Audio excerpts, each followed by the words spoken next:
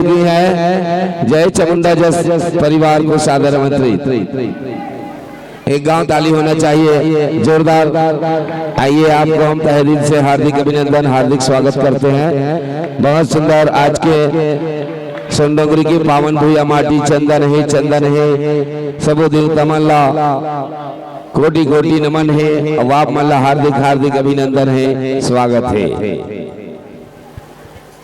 आपके आगमन से हृदय से बाहर प्रदर्शित करते हैं। आपके आगमन से हृदय से बाहर प्रदर्शित करते हैं।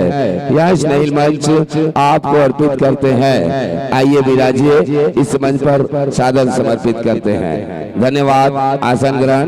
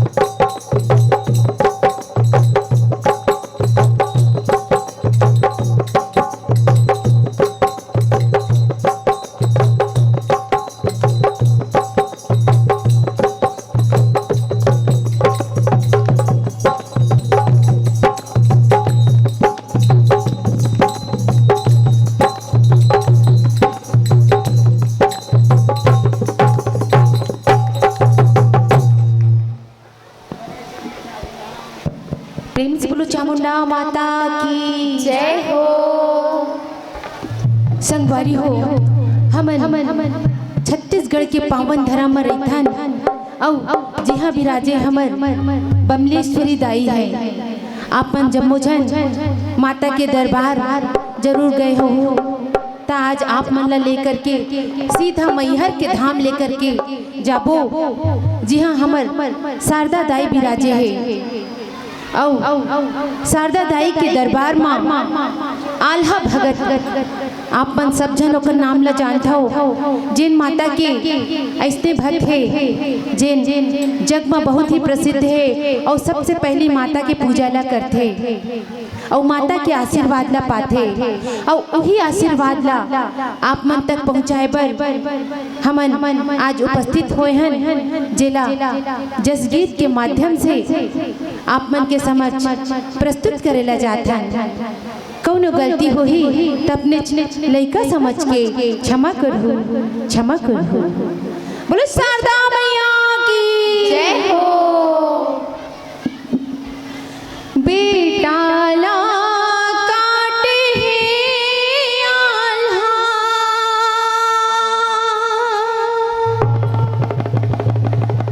अपन सुवारी बर बेटा ला काटे हैं